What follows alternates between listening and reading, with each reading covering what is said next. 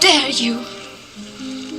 You have stolen my dreams and my childhood with your empty words, and yet I'm one of the lucky ones. People are suffering, people are dying, entire ecosystems are collapsing. We are in the beginning of a mass extinction, and all you can talk about is money and fairy tales of eternal economic growth. How dare you? One of the most important things, never, ever quit. Never quit.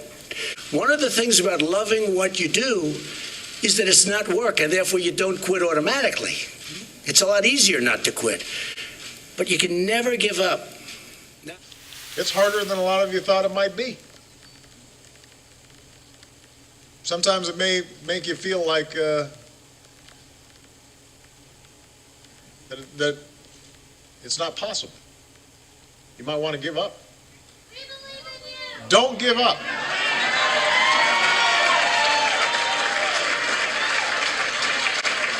I don't want you to feel discouraged. I want you to understand that it just means we got to push that much harder.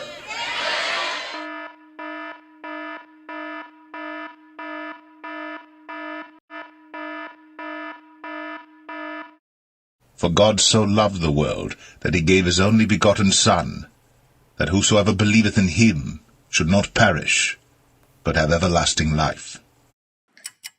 Hey, welcome to the live stream tonight. I am sorry about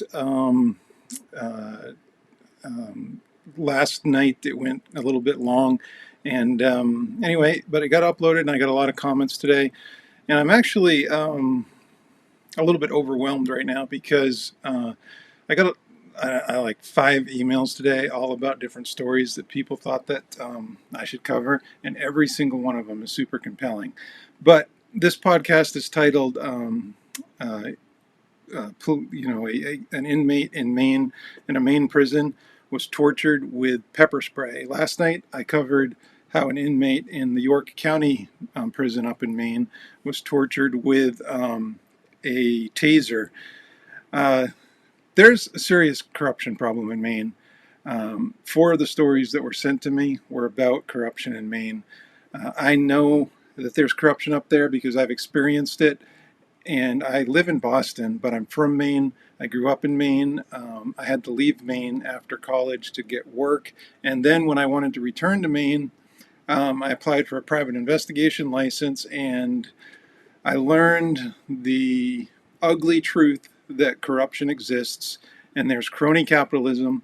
And when I first started my career as a private investigator, there was a investigator up in Aroostook County. Us Mainers call it the county. His name was Ray Wood.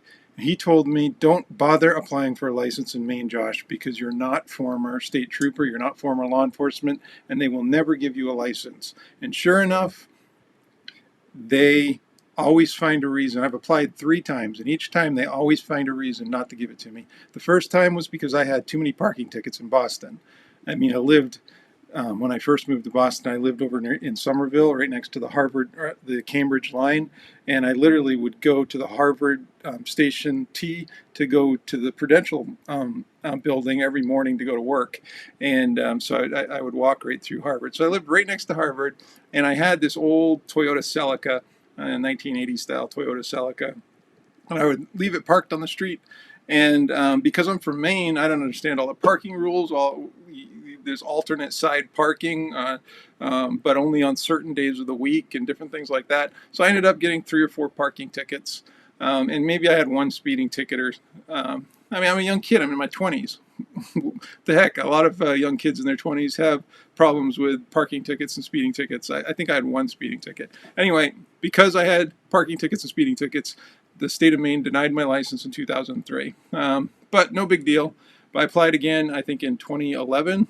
And this time they made up a charge. They just out of the blue, they made up a charge. Detective David Pelletier and Lieutenant Scott Ireland just made up a charge of that I went to Maine and did a case and I worked in Maine without a license. Not true. The details were I went up to Maine to do training. But luckily I had a good judge, Judge Jeffrey Helm, who, as far as I can tell, is a very honorable judge. and he had a short stay on the Maine Supreme Court, and then it was way too short. So something must have happened where he got kicked off the court or something. I don't know all the details. I haven't looked into it, but I do know that he gave me a fair shake. I have nothing but respect for Judge Helm. And then the case was dismissed. I won in court, and Lieutenant Scott Ireland again denied me. And he said the reason for the denial is because of the charge. You were charged in court.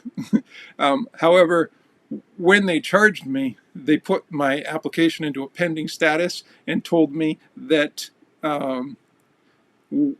based on the outcome of the case, we'll reactivate the application and give you your license.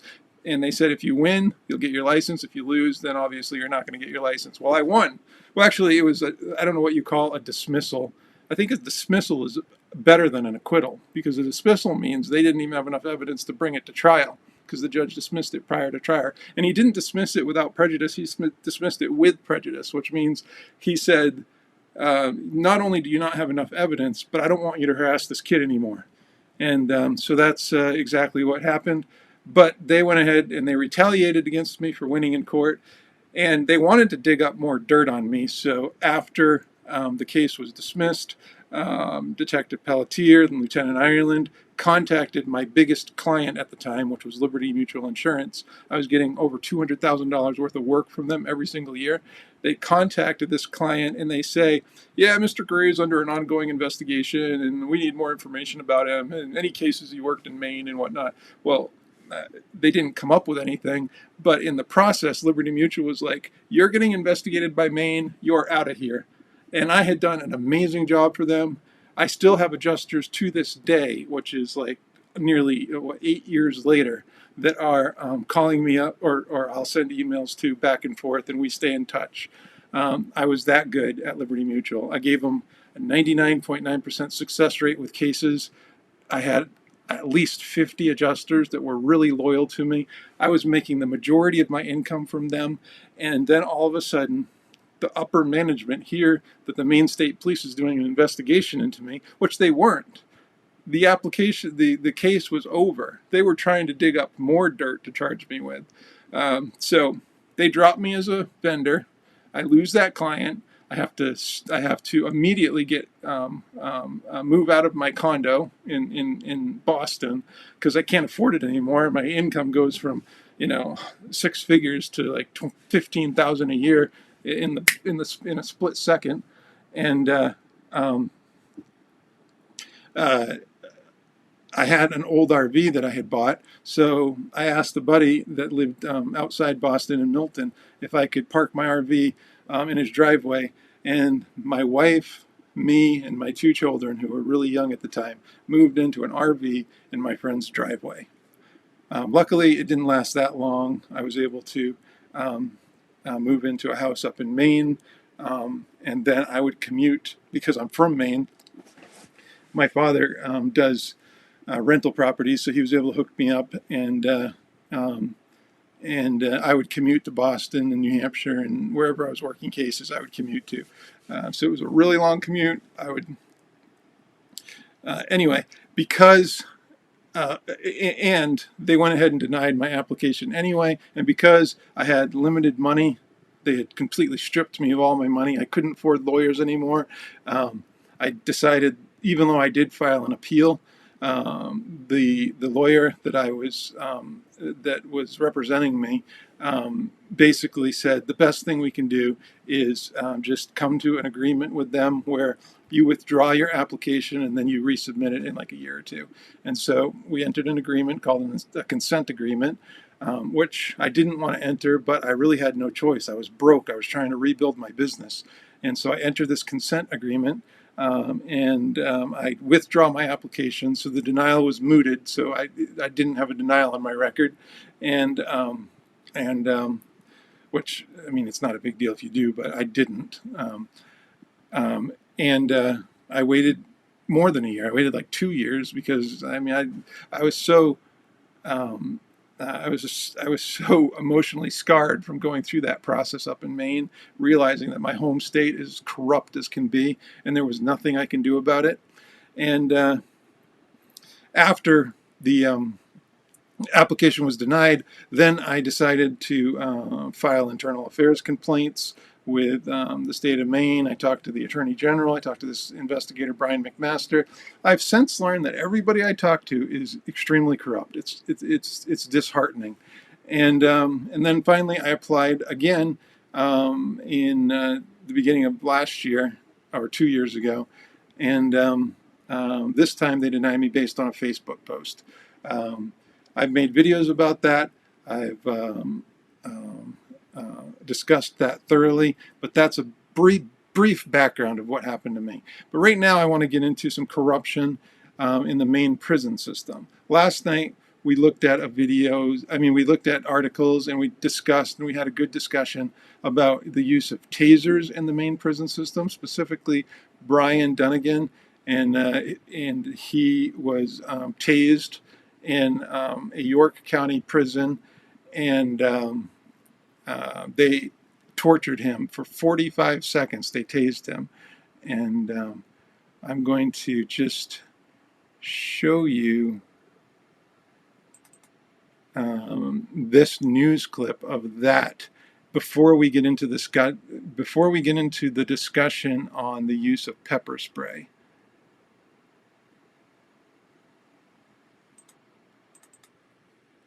There are some alarming allegations out of York County tonight. A man who was jailed overnight at the York County Jail last year says he was repeatedly tortured by corrections officers with a taser. Good evening. I'm Pat Callahan. The man is now suing the county, the York County Sheriff, and the 3 officers involved. News Center Maine's Samantha York has been following the story. Joins us now with the details. Sam, what can you tell us? Well, Pat, Brian Dunnigan and his attorney filed this civil suit last Friday, and we have been digging into the allegations ever since. In addition to those accusations of torture in his cell, Dunnigan's attorney is questioning whether the officers he's suing were even properly certified and trained to use a taser. Here's a quick look at what we know so far. Wells resident Brian Dunnigan was booked here at the York County Jail for disorderly conduct back in February of 2018. Upon arrival, Dunnigan says he told the corrections officers that he was a type 2 diabetic and insulin dependent, warning them that he would soon need his medication. But Dunnigan's attorney, Ben Donahue, says that request fell on deaf ears. They told him, stop talking, we've heard enough from you. You're not sick. There's not an emergency here. Donahue says his client became irritable, which prompted 3 officers to pin his client to the floor and tase him repeatedly in the chest for nearly a minute. On top of that, York County Jail policy states medical care will be given as soon as possible to an inmate who has been tased. But Donahue says that never happened. So he's left in his cell after he's tased. He can't really move because of the shock. He's defecated on himself, and they just left him in there. In addition to those injuries, after he was released, Dunnigan underwent surgery for his shoulder, which had been in the process of healing from a previous procedure and was re-injured during the incident at the jail. Dunnigan's attorney says this civil suit isn't just about the money. It's about making sure this doesn't happen to anyone else. And as far as calling the incident torture, he says there's no other word to describe what happened. When someone has that much voltage running through their body, they can't comply with an officer's command. Its only purpose is to cause pain. We reached out to the York County Sheriff's Department, the county commissioners, and the county manager for comment on the matter. We were told they would not be commenting on pending litigation. Now, you mentioned that Dunnigan's attorney is questioning the department's training and certification protocols. Why is that? So there are a couple reasons. In the suit that was filed, Donahue points out that the company that provides these tasers, it's called Axon, they actually require officers to be recertified annually to be able to use one. The records that Donahue showed me, which he says he received from the York County Jail, indicate the last time this particular officer was trained and certified was back in 2016. He said had the officer been trained properly, he would have known to administer a taser, or not to administer a taser for that long, especially in the chest, because back in 2009, Axon determined that it was not safe for the victim. In fact, they recommend the leg or the groin. So there's tons of examples. We discussed this last night of where people die from the use of tasers. There was I showed a clip of an 18-year-old kid that was just outside his house, and while his mother was watching, he was tased by police and he died. I showed a clip of a news story about how there's a homeless man that was tased and he died, and also. A college student was tased and he died. So tasers, if not used properly, are extremely dangerous. And police that are not well trained to only tase them in the arm or the leg or the lower abdomen, that's the only place that's safe. If you tase them in the chest, then you can cause a heart attack, cardiac arrest, and they will die. And Brian Dunnigan, I just want to do this example because it disgusts me that this happened. Disgusts me absolutely. I'll do this example. He was tased for 47 seconds, and the officers tased him. 3 officers. 2 were pinning him down. 2 or 3 of his ribs were broken. He had a recent shoulder surgery that was just torn apart, and he had to go back to the hospital to have that mended up. And 1 officer tased him for 47. You only need to tase them for about 3 to 5 seconds, and it tenses the muscles right up, and you just fall down like a rock. This officer tased him for 47 seconds, 7 times. So I don't think we can do 47 seconds, but let's just show you an example of one of those, because if you divide 47 divide by 7, it's about 7 or 8 seconds. And so let's just do that one example. You put the taser right up against his chest and you scrape it back and forth, because it's not the prong taser, it's the taser that actually has the pins and the current goes back and forth. So you're scraping it across the chest like this, and he's going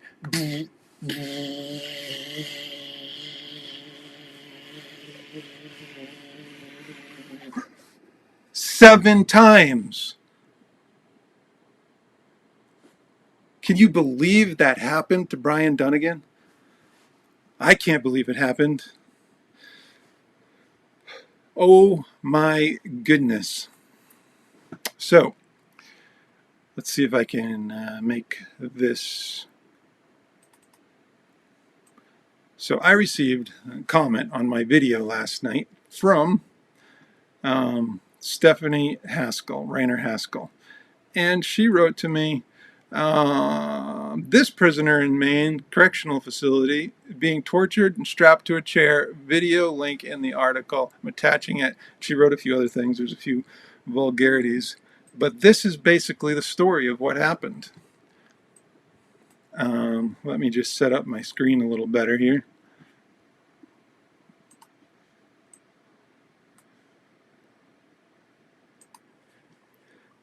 Shocking video from Maine prison shows a restrained prisoner being tortured with pepper spray this time, and I'll show you the video in a second, but let's just go through this article and see what happened, because it didn't happen to just one person in Maine. It happened to, by my count, I don't know, 5 or 6 people that I found, because after she sent me this article, I did a bunch of research and I found that there were at least 5 or 6 people in different various prisons across Maine that were tortured with pepper spray. Anyway, you're never going to win. Bottom line is the house wins every time. I actually said a saying in one of my first videos about Maine corruption. Actually, it was my first video that I ever posted right after they denied my PI license the first time. I said, when you win or lose, when you go up against the Maine State Police, you always lose. And that's so true. That's what Maine Correctional Center Captain Sean Welch said to a prisoner who was strapped in a restraint chair, his face coated with pepper spray and his legs shaking in pain and fear. The entire ordeal was captured in a disturbing video that recently hit the internet after Captain Welch pepper sprayed prisoner Paul Schossler in the face.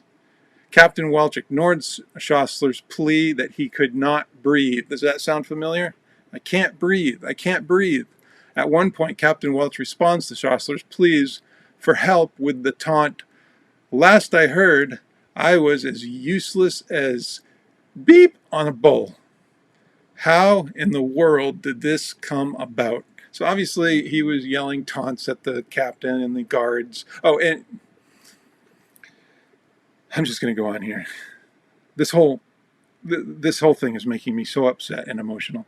A former military medic, Paul Schossler, he's a military medic, has received treatment in prison for both bipolar disorder and depression. So he's mentally ill.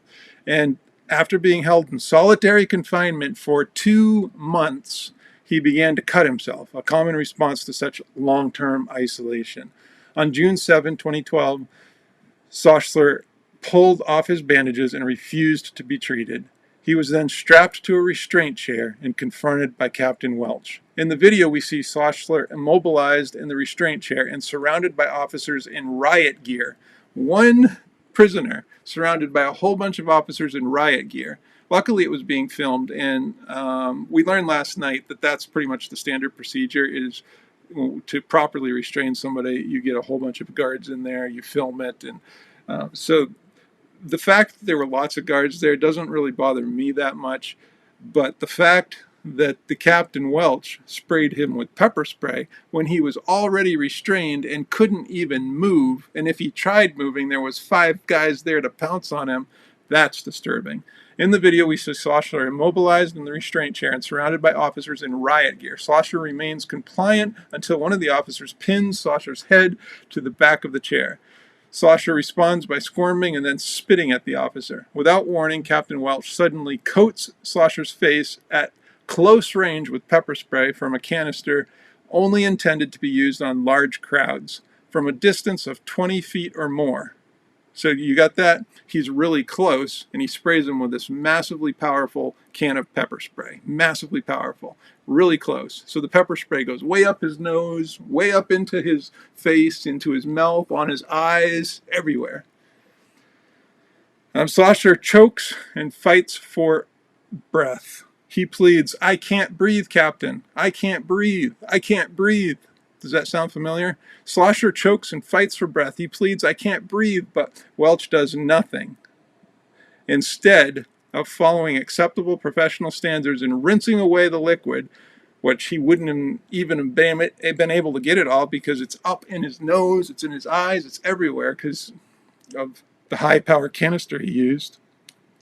Schossler chokes and fights for breath. I'm going to read it again. He says, "I can't breathe." But Welch does nothing. Instead of following acceptable professional standards and rinsing away the liquid, Welch puts a spit hood on Schossler, effectively trapping the pepper. He puts a spit hood on him, effectively trapping the pepper spray against the man's face for over 20 minutes. Welch, with canister in hand, paces in and out in the small area where Schossler is being restrained and refuses to let him wash the burning spray from his face and eyes. Sadly, this is one of many examples of corrections staff abusing restraints and pepper spray, at times with deadly results. I mean, just think about that. That's not restraining a prisoner. That's not anything to do with corrections. That is straight up torture. Straight up torture. And the captain who deployed that pepper spray, all the other officers that were in that room, they should have refocused their energy from the prisoner who was already restrained and tied down to the captain at that point. They should have jumped on the captain and said, "What are you doing, Captain?" In the opening credit, you saw my notebook that says, "Good cops don't defend bad cops." Well, a good cop would have said, "Hold on, Captain. Don't spray. Let's wash his face off. There were 5 of them in there. None of them said that. Sadly, this is one of many examples of corrections staff abusing restraints and pepper spray, at times with deadly results. Nick Christie died in 2006 after being pepper sprayed 12 times and spending 6 hours naked in a restraining chair. There, too, guards placed a spit hood over Mr. Christie, ensuring that he would breathe the liquid as long as he wore it. That's straight up torture. I mean, possibly even, well, in this case, the guy died. He died.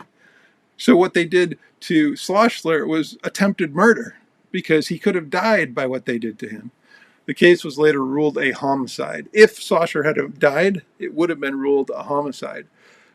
Maricopa County Sheriff Joe Aparo discontinued the use of restraint chairs in 2006 after 3 wrongful death lawsuits. Jesse Lee Williams Jr. was restrained when guards sprayed an entire can of pepper spray into a hood before putting it over his mouth as part of a savage beating. He died 2 days later. Openness and accountability are 2 of the strongest bulwarks protecting prisoners from abuse. This is true whether the abuse occurs in a matter of minutes, such as when Arizona guards beat, tased, stripped, and left Marty Ascento to die in a cell, or days, like when Michigan guards strapped Timothy Sodders to a cement slab until he died of hypothermia and dehydration. Unfortunately, instead of promoting openness and accountability, the Maine Department of Corrections has closed ranks to protect one of its own. Corrections Commissioner Joseph Ponte ignored the recommendation to fire Welch despite an internal investigation which found that Welch acted on a personal vendetta against Schlossler, and not for any legitimate security reason. Now the department has focused its attention on ensuring no more videos are leaked, instead of ensuring that no more torture happens. Paul Schlossler is lucky to be alive. The next Paul Schlossler might not be so lucky. And I'll play you the video in a second. But, oh my goodness. Can you believe that happened? Rusty Ann Yakal writes, how long have you been exposing these nuts? Well, I grew up thinking that the Maine State Police were good, honorable people. In fact, they were my heroes. And many still are. I believe there are a lot of good officers in the Maine State Police. But just like my merchandise store says on the shirt, the t-shirt I have on there, good cops don't defend bad cops. I've learned that that's a double meaning shirt. Good cops don't defend bad cops. Because if you think about it, have you ever heard of a cop not defending a bad cop? It just doesn't happen. And if they try to do it, like George Loader just recently did, you get retaliated against, demoted, and put pressure on you. But to answer the question straight up, I thought that police were all honorable and corruption never happened. I was one of those guys. That thought, no, corruption doesn't happen. Even when Ray Wood told me in 2003 that there was cronyism going on at Maine State Police, I didn't believe him. And I went ahead and applied for the license. And even after I got denied that first time for parking tickets, in hindsight, I see how stupid that is. But at the time, I was like, oh, well, I'll have to wait a few years until those parking tickets go off my record, and then I'll reapply. How stupid was I? But to straight up answer your question, 2011, 2012, that's when I realized that Maine was a corrupt state, and that the state police were corrupt, and that there were corrupt people in the AG's office. And Brian McMaster comes to mind as he's just, what can I say? He's corrupt. That's my opinion, but I have the right to express my opinion, contrary to what the Maine State Police think, because ironically, that's why they denied my license the first time, because I wrote on social media an opinion. So since 2012 is when I really ramped up my effort exposing them. And now it's just so clear. I see so many stories of corruption, and I've been exposing them for way too long. I do it in my spare time. I don't make any money exposing them, none at all. Like today, I worked a surveillance case all day in a hot, sweaty van, and I barely had enough energy. The only reason why I'm able to do this podcast tonight is because of Moxie. Drinking some Moxie. Shout out to Moxie. So I've been exposing corruption in Maine. I've written many articles. If you go to my Facebook page or my website, in fact, I'll put up my, I have some on Twitter.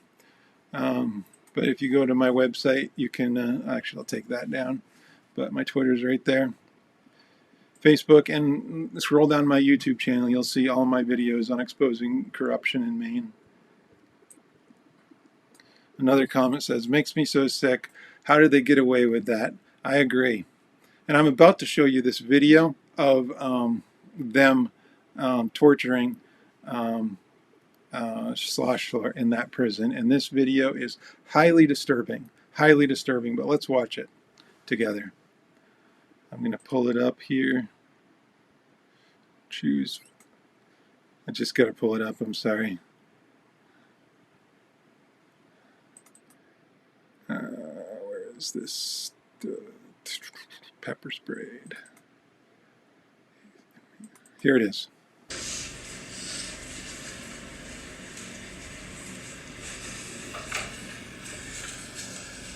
Hey, watch my f***ing arm. And I don't need you to touch my f***ing head. Slosher. Get off my f***ing head. I don't know if you makes me off my head. Don't get off my head, Captain. Knock it off.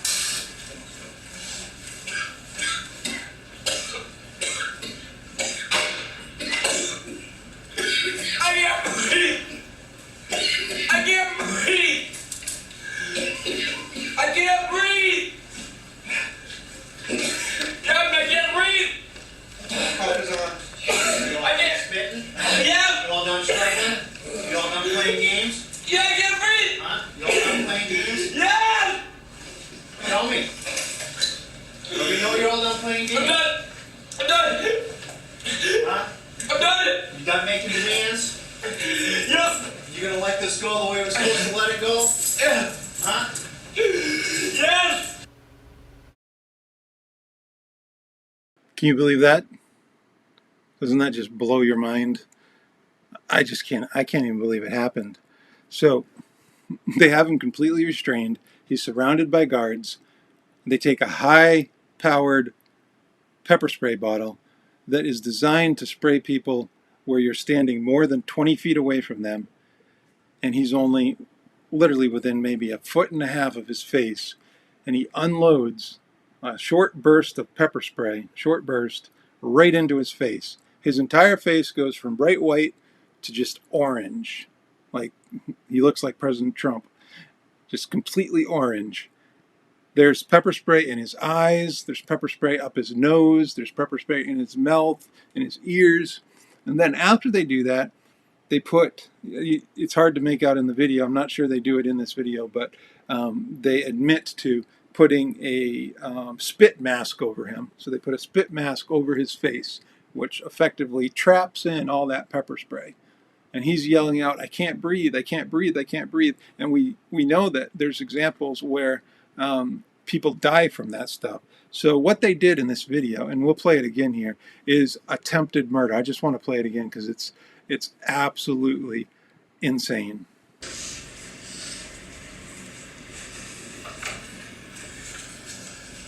Hey, watch my f***ing arm. And I don't need you to touch my f***ing head. Slosher. Get off my f***ing head. I don't know if you makes me off my head. Don't get off my head, Captain. Knock it off.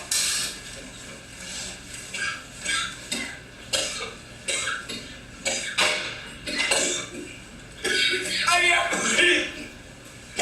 I can't breathe.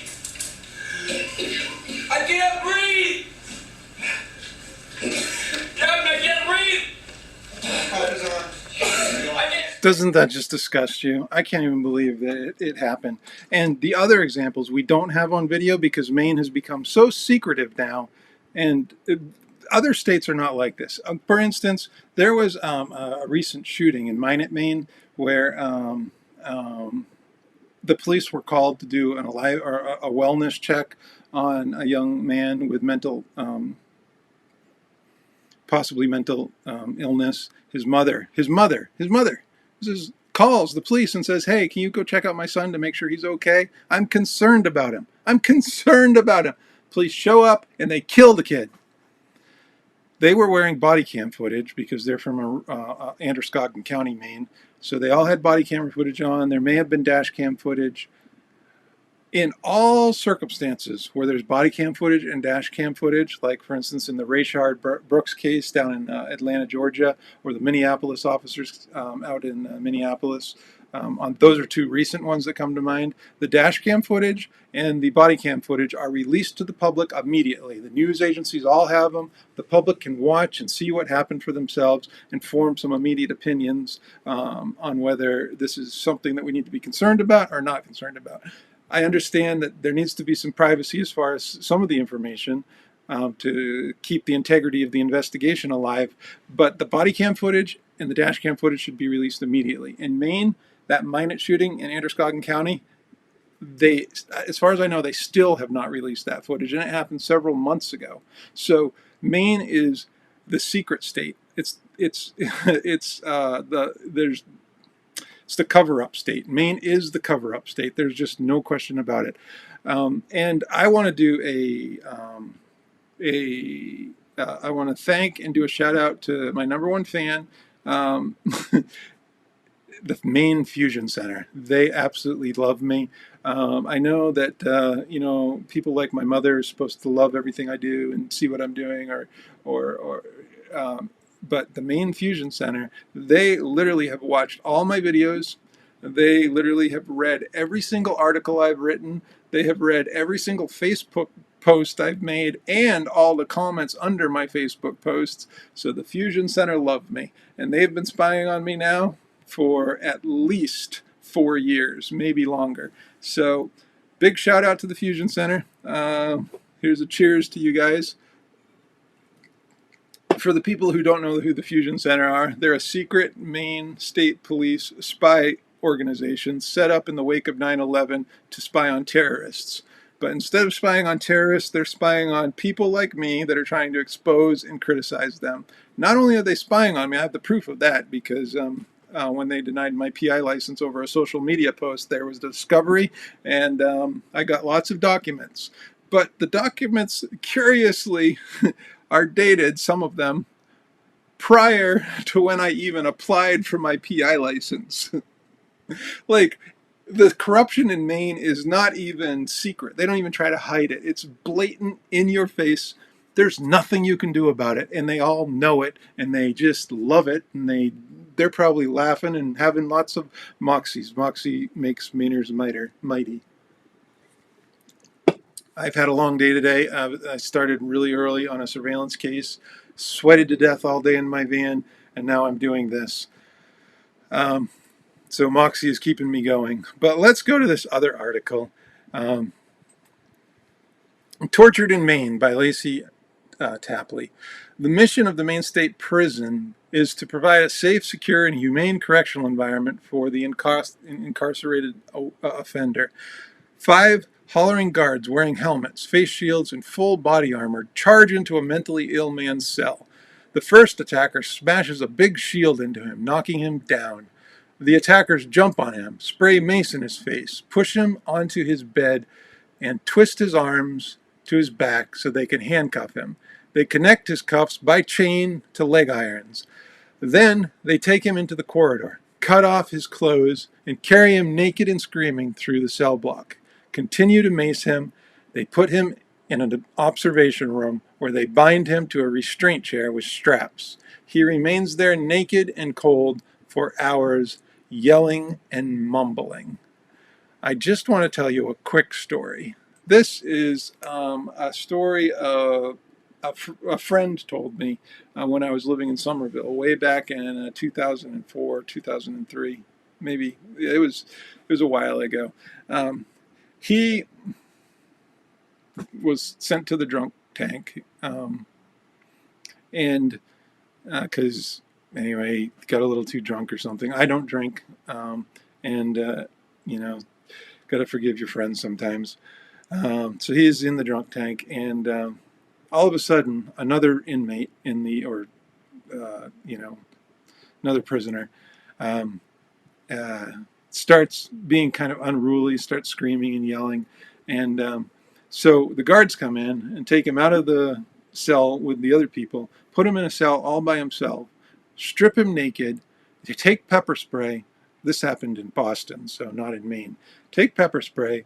They don't spray him in the face, which was very nice of them, I guess. They spray him in his genitals.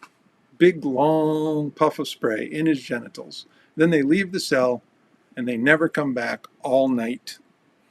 And my friend said, because he was there all night, nobody could sleep because this guy was screaming in pain for the entire night, yelling for help, begging for help, and they never came and gave him help. That's just one story that I know from Boston. Too many people, too many people. This scene would look like torture.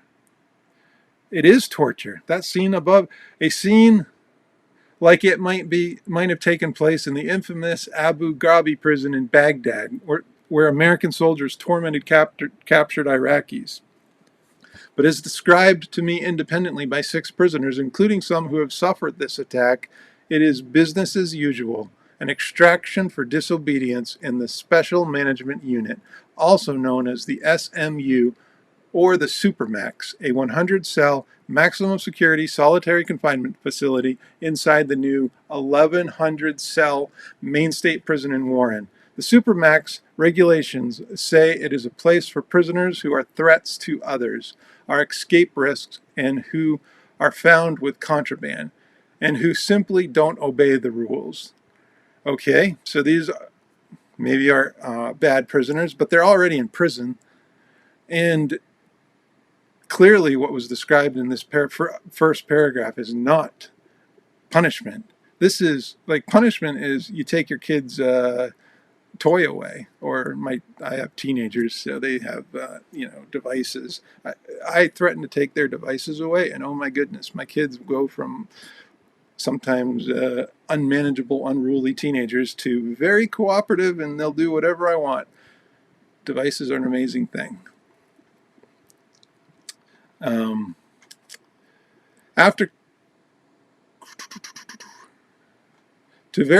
For me to verify the prisoner's stories, a source who wished not to be identified to preserve his relationship with the prison gave the Phoenix a videotape of the cell extraction of the young man. That's what we just watched.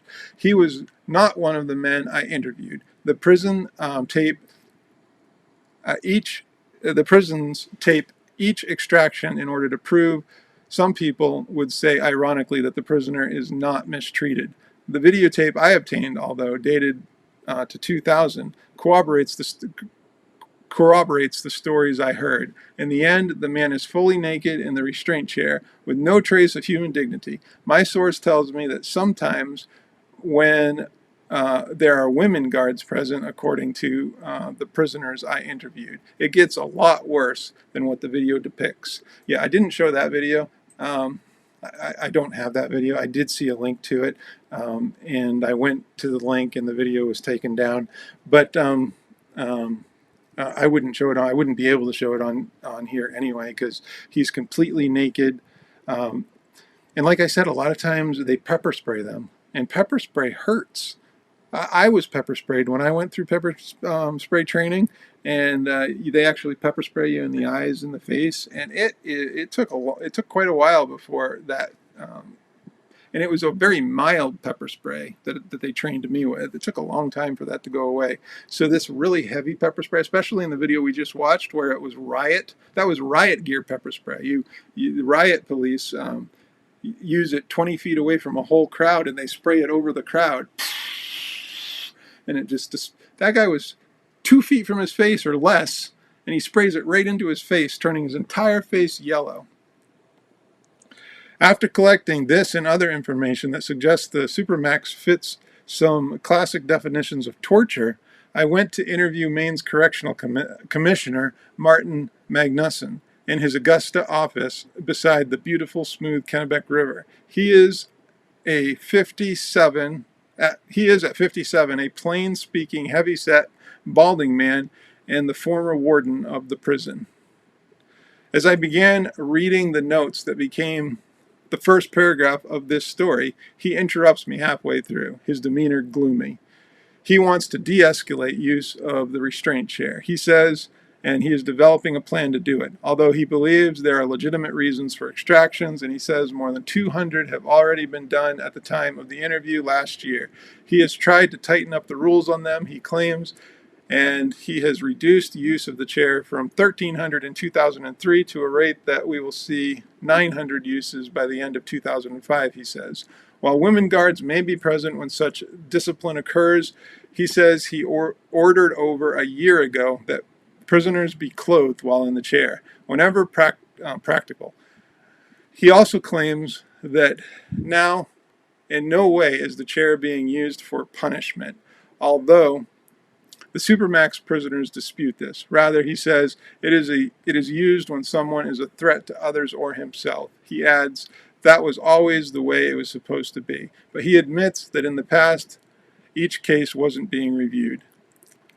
He also announced what appears to be a major turnaround. He wants to reform the way many things are done at the Supermax. We need to look at the system and see how we can do it better, he says, suggesting that carrots reward might be emphasized over sticks punishment.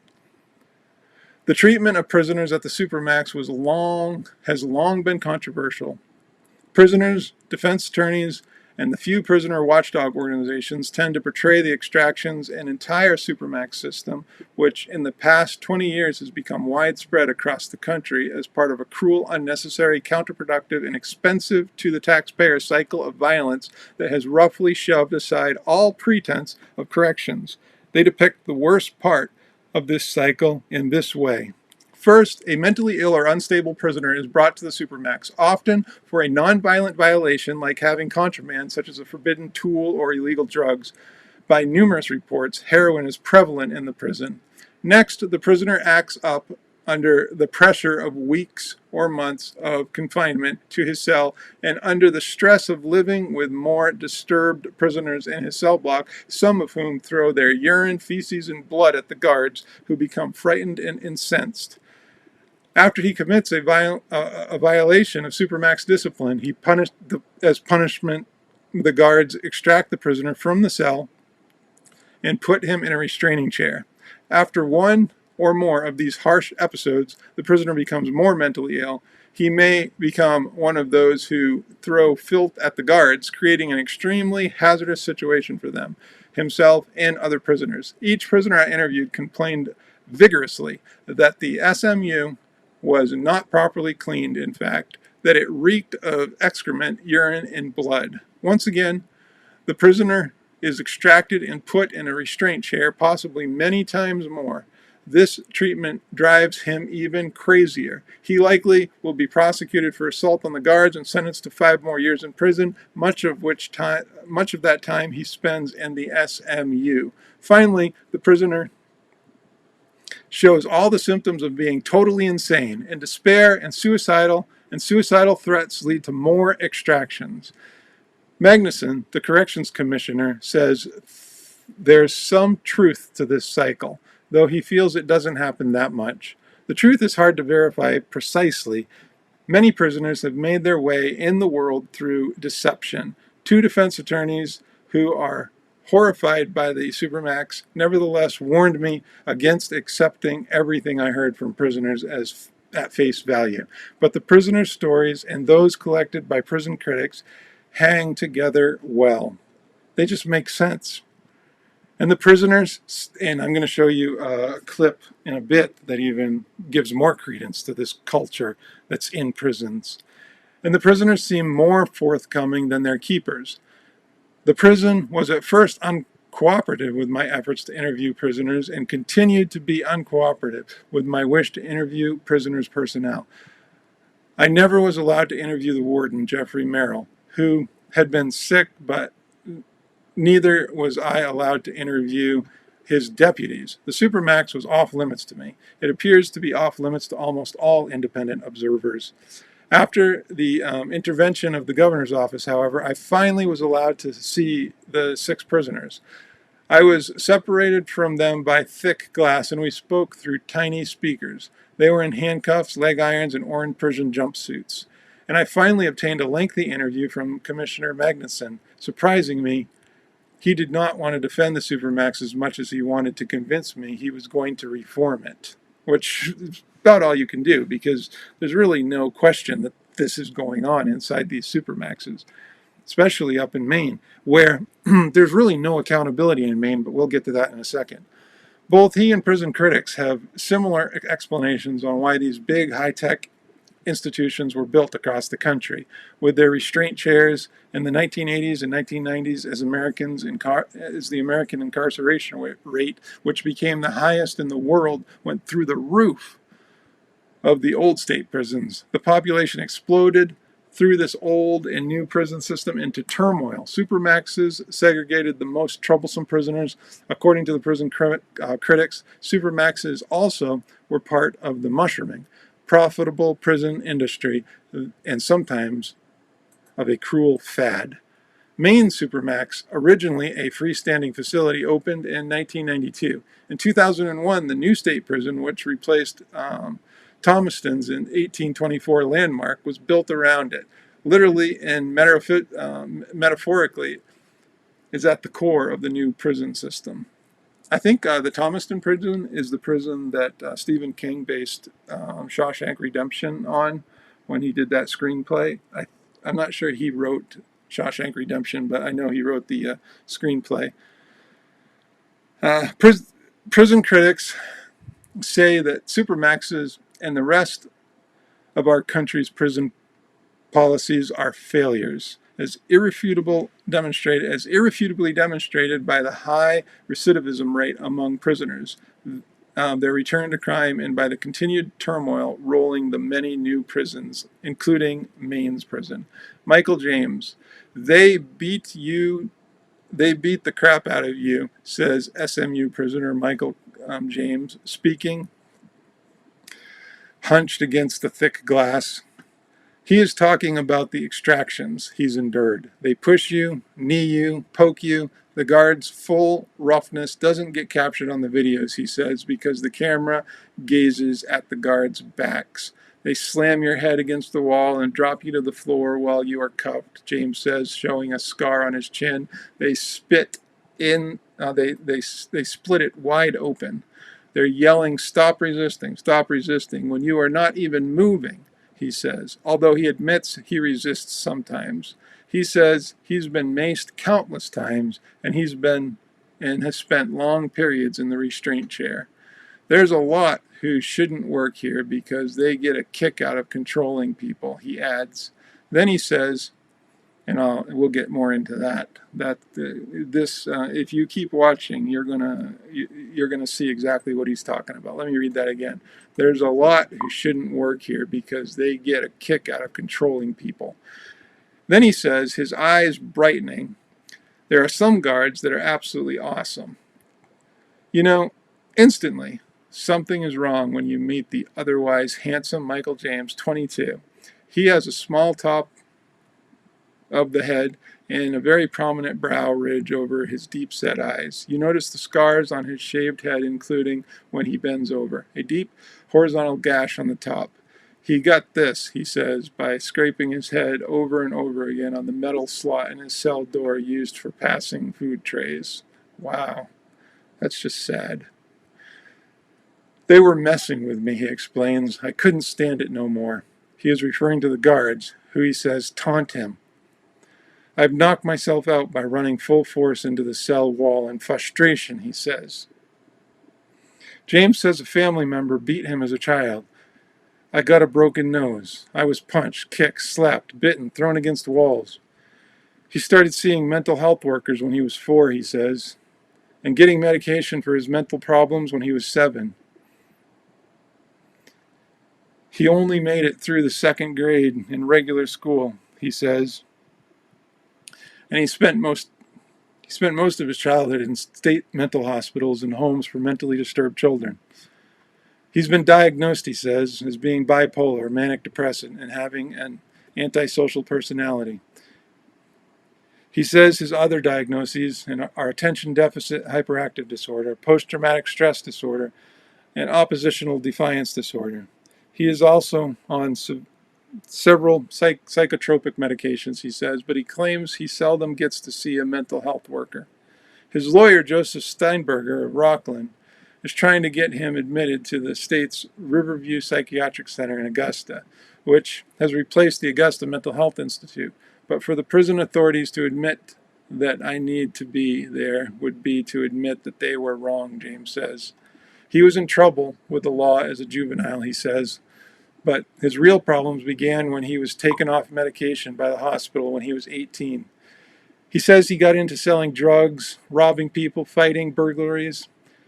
His combination of offenses has resulted in his current 12-year sentence. Of the 4 years he has been in prison, about 5 months have been spent in the SMU, he says. James confirms a story I heard from another prisoner. He believes a guard asked the convicted murderer how much it would cost to have him killed. James made an internal prison complaint, but he says nothing was done because the guard said he was only joking.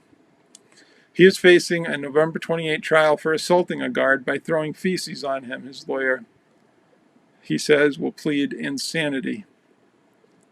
That if he gets convicted, that's another 5 years in this hellhole. The SMU is disgusting, filthy, he says. The showers haven't been cleaned for months. There's slime and blood and crap on the walls. They just sweep it up. Snow comes under the door of his cell in the winter, he says, and the food is insufficient. He says the doors to the 2 prison cells are chained so that if a fire begins, they could not get him out of the doors when they open automatically. It's mental torture, even for people who are able to control themselves, he says. But the worst thing about prison, he believes, beyond all that he described, is they deny me access to better myself. Other Supermax prisons confirm James's story and his complaints. All other Supermax prisoners. All the others I talk with are worried about him. As I go through my interviews, I am struck by how concerned these criminals are for each other, how candid they seem about their crimes and psychological problems, and how articulate many of them are. Dean Brown, for example, one of the most articulate is Dean Brown, 41, a man with long, dark hair, a machete beard, and lively eyes, sentenced to 59 years for a string of burglaries in the mid-1990s.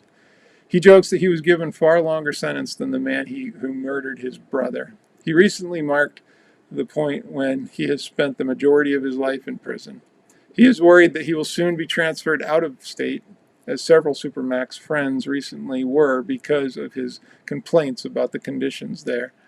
He has written letters posted on the website called the Maine Supermax Watch. The website is right here.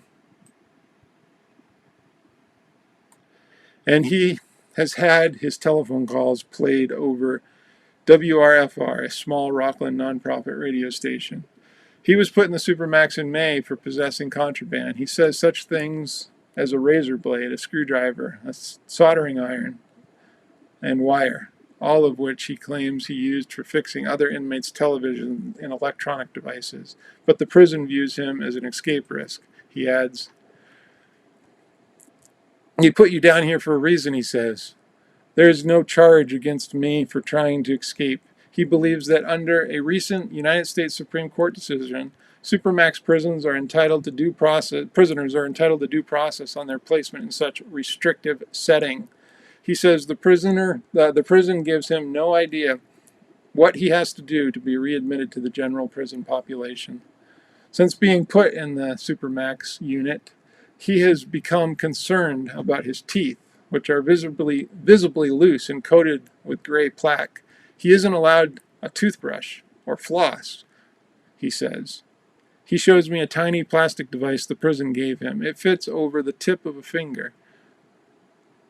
It does not work well enough to keep his teeth clean, he says. He is protesting the Supermax unit by not taking his diabetic medication, he says. He feels his health is more threatened by the SMU's lack of hygiene. The food cart is dragged through feces, and the ceiling is plastered with it, he says. It's supposed to be an administrative program for correcting behavior, but it's creating animals, he says. I saw a guy eat his own feces. Seeing me wince, Brown half apologized. I know, it's distressing. Of Michael James, he says, I saw him bare-assed naked in chains being dragged through the cell block. He believes James has spent more time in the restraint chair than anyone else. Brown says he saw another prisoner after a cell extraction with his eye and nose bleeding. He believes the Supermax unit's 23-hour daily lockdown is psychological torture. It's a combination, he says, of sensory deprivation, a constant cell block din with no diverting radio or TV allowed, and with lights on 24/7. For 1 hour, 5 days a week, he says the prisoners are allowed to exercise in a 6-foot wide, 30-foot long cage that he calls a kennel. Although Brown refers to others in the Supermax unit as mentally ill, he says he has been in a mental institution in a number of homes for troubled children and adolescents. He suffered early child abuse, he says, recounting how he was chained to the sink at home. He spent years at a boot camp type institution for drug abusers that he considers abusive, he says. 3 times they tied me up and buried me up to my neck in dirt overnight in the cold. Obviously quite intelligent, he is teaching himself ancient Greek. He also is reading at the same time the Bible and philosopher Friedrich Nietzsche of God is dead fame and comparing them. Something inside of you that tells you something is wrong. That's God, he says. Joseph Reeves. I had my arm broken while handcuffed behind my back while face down on the floor and maced.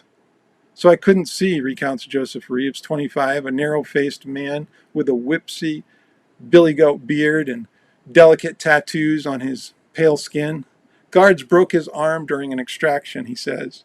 They said I wouldn't open my hands, but I was handcuffed and blacked out. My hands were clenched. When he came back to the unit from the hospital, he says the prison staff suspected contraband in the chest. Cut it off with dull scissors. As a result of the arm not healing properly, he has a piece of loose bone in it, he says. He too is concerned about Michael James. They constantly beat that kid. Such mentally troubled prisoners would rather die than be here, he says. Lots of SMU prisoners have tried to kill themselves, he claims. He has had mental problems. I'm impulsive, he admits, a trait that leads him sometimes to resist the extractions. He has been in several mental institutions, he says, and he feels he doesn't get the care for his mental problems that he needs. He also is upset with what he calls sexual intimidation in the form of strip searches, and butt searches. The guards at the drop of a hat will mace you, he says. Like the other prisoners I interviewed, he says the guards there are good ones, but they are so outnumbered. The prisoners speak fondly of the good guards. Reeves is serving a 5-year term for robbery and gun possession, he says, and much of it so far has been spent in the Supermax unit. After my visit, he wrote me that he is in a 16-cell pod all by himself. He sent me pages from an Amnesty International publication on how isolation, degradation, threats, and monopolization of perception constitutes torture. Norman Keeling. Norman Keeling, 47, small, balding, seemingly a calm type, is the former head of the institution's long-timers group. He says he has been in the Maine State Prison since 1989, serving 40 years for arson, a record sentence. He believes when no one was hurt in the blaze, he is in the Supermax unit, this time for trafficking in heroin, he says. There's quite a bit of heroin in prison, he claims. Also, confirming the other descriptions of the extractions, Keeling tells of what happened to a young prisoner who pulled a sprinkler alarm. They told him to cuff up. Then they rolled on him with a team in his cell. They plowed into him, took him down. A lot of people act up in Supermax, he says, because it's easy to stir these people up, describing the guards as instigators and part of the problem. He says, is that the guards are scared. I've seen them shaking. He doesn't believe there is meaningful help for mental health cases in the Supermax. One guy cut his testicle out of his sack. They shouldn't be here, he adds. This place breeds hate. What they're doing obviously isn't working. Wow. That was a little bit descriptive. Michael Chassie, conditions have been constantly filthy for the last 8 years since I've been here, says Michael Chass, a very tall, well-spoken, pleasant-seeming 30-year-old man with slicked down black hair. He describes a Supermax unit prisoner who constantly tried to cut himself because he was so frustrated with the way officers treated him. There's a lot of self-destructive behavior in here. A lot of these people are suicidal. In fact, despite supposedly overwhelming security within the past 6 years, one prisoner has killed himself in the Supermax and another in the adjacent 36-bed psychiatric unit, only half of which is used because of insufficient staff, prison authorities say. On Michael James, he comments, that kid has gone nuts since he was put in here. I've seen him get beat up. I've seen 2 cops jamming his head in a tray slot. Remember that he had a mark on the top of his head from being repeatedly slammed into the tray slot. Cops is a term some prisoners use for their guards. He tells of the psychological effect of being locked in his cell for 23 hours a day. There's a noise that comes from the air vent. The sound starts to seem like voices. I have built imaginary relationships with those white noises. He admits he threw feces and urine at 2 guards. He says it was done in return for their exposing him to feces and urine in his cell. My dignity was stripped. Although he says that most of the people in the Supermax should not be there, he doesn't make that claim for himself. I'm one of the bad apples. Indeed, he seems proud of the notoriety of his crimes. He was involved in a burglary robbery in which he was shot at the Bangor home of a brother of a former senator and defense secretary, William Cohen. During the trial for that crime, he escaped from his jailers, stabbing a couple of guards in the process, in an episode caught partly on videotape by a television news crew who happened to be there. Front page of the Bangor Daily News, he notes. He is in the Supermax this time, he says, for having a weight bar in his cell. Chasey is a classic jailhouse lawyer, able to reel off detailed legal citations from memory. He believes that many placements in the Supermax unit are illegal because they are based on rumors of what prisoners might do. This place runs on confidential information, he says, but he believes court decisions require an independent assessment of the credibility of an informer. Like the other prisoners, he has a sad story to tell of his youth, but now he says he's trying to make his life meaningful, though he expects to spend the rest of it behind bars trying to help people through the laws. I'm devoting myself to protecting prisoners' constitutional rights. Charles Lamini. About a month previous, says Charles Lamini, a prisoner, threw a lunch tray back out the tray slot. The guards told him to come out and clean it up, and he refused. They instantly maced him behind the locked door. Then an extraction team came, and he was put in a restraint chair because he refused to clean up the food on the cell block floor, Lamini says indignantly. He is another prisoner who is concerned about Michael James. That kid doesn't belong here. He never had a chance. The guards, he says, antagonize him, call him names. It makes me sick. This place breeds hate. I hate cops. I hate the government. He adds that the prison system is set up to hurt you, to torture you. Good-looking, longish, brown hair, 33. He was put in prison for robbery, not for the first time, and in the Supermax unit in May 2004 for, he says, suspicion of drug trafficking, but he says no drugs were found. He feels the real reason was I'm a leader. I have a lot of willpower. I'm a political threat to them. In the Supermax, there's no problem here. If the inmates had something to do, they wouldn't be doing this crap acting up. Others, even the commissioner, agrees. Recognition of the problem of Maine's Supermax and of Supermaxes in general is by no means restricted to those confined in it. The process by which people are put in the Supermax is completely unconscionable, says Rockland attorney Joseph Steinberger, who has represented a number of Supermax unit prisoners and now represents James. And once prisoners are there, basically they live like animals in cages, he says. He is strongly opposed to keeping mentally ill people in such environments. I had a client who was wildly delusional. He attacked a staff member. He had no idea what he had done because a judge insisted. He was brought to the Riverview, that's the name of the mental hospital. He has made enormous progress since being brought there.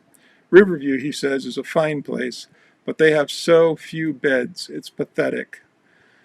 Behind this unpleasant scene, Steinberger says the real villain is the governor and the legislature. It's cheaper politically to keep them in a cage, but not cheaper financially, he adds. He sees the entire prison system as largely a failure. There's a heroin epidemic in prison. Some people are getting addicted to prison who never used heroin before. They're getting addicted in prison. I've defended at least a dozen people who've been accused of having heroin in prison. Another Rockland attorney who also represents many prisoners, Barry Pretzel, finds the Supermax inhumane and unacceptable. Of the extractions, he says, it appears its purpose is to humiliate. Like Steinberger, he is especially concerned about what the Supermax does to its many mentally ill prisoners. It's a circular pattern, he says. It tends to make people who are mentally ill act up even more. A lot of the prisoners are in there for relatively minor offenses, but they end up serving a life sentence on the installment plan, as I heard a judge say. A retired lawyer in Damariscotta, Richard Gitry, has been campaigning for some time to have Michael James dealt with in a humane way, protesting that the Supermax unit is a drop-off for mentally ill that no one, including the inmates, want to deal with. He pleads in a letter to the Commissioner Magnuson that James needs to be moved immediately to a psychiatric institution before he destroys himself. State officials across the country are realizing, along with the ACLU, has been saying all along, which is that Supermax conditions are neither a humane nor an effective type of confinement, writes MCLU Director Sheena Bellows in an email to me. In 2000, in a case involving a Supermax unit inmate, a Maine Superior Court Judge, Andrew Mead, commented in the decision, "It is difficult to imagine any person mentally healthy or not bearing up under months of such conditions." In 2000, the United Nations questioned the United States government about torture, including housing mentally ill patients in Supermaxes. The U.S. responded, according to the UN press release, that in federal prisons, prisoners were screened and monitored for mental illness, and classification systems were placed so that confinement was not indefinite, and that prisoners meeting certain criteria were transferred to less structured settings when appropriate. The U.S. response did not deal with state prisons. But the most significant critic of the Supermax, to me, may be Commissioner Magnuson. In our 2.5-hour interview, and even before I lay out fully the condemnations I had of the Supermax, he agrees that much needs to be changed. We should be open to see if there are better ways to operate it, he says, and he talks of bringing in a national team of experts soon to see how this could be done. When asked for comment on the Corrections Department commitment to reform, Governor John Baldacci replies in a statement from his press office, "The governor is confident that the department led by Commissioner Marty Magnuson is not only open to constructive criticism, but embraces That's why we see improvements. With the prison system as a whole, Magnuson says his intention is to go from a more punitive approach to a more treatment approach. He adds, it will be a real struggle to get the staff to change. In a later telephone conversation, he comments, I will piss off some of the staff by saying this. Change may be a struggle for him too, he admits. I came up through the system where discipline is what you do. And in his law review article on the national supermax scene, ACLU attorney David Fife writes, there are unmistakable signs that the boom is off the supermax experiment. Corrections Commissioner Magnuson's comments may indicate that this is the case in Maine too, reforming the supermax. Before the previous story was published, I recounted to several critics of the prison system what Magnuson, the former prison warden, had told me about supermax reform, and they were very skeptical.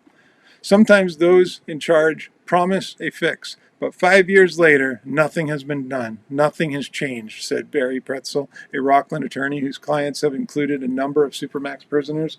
They're either out of office or they're hoping no one will call them on an earlier promise. See, this is consistent with what I see in Maine all the time. This Commissioner Magnuson, he couldn't argue the case that this was a good system. So he tells this reporter that he wants to reform it.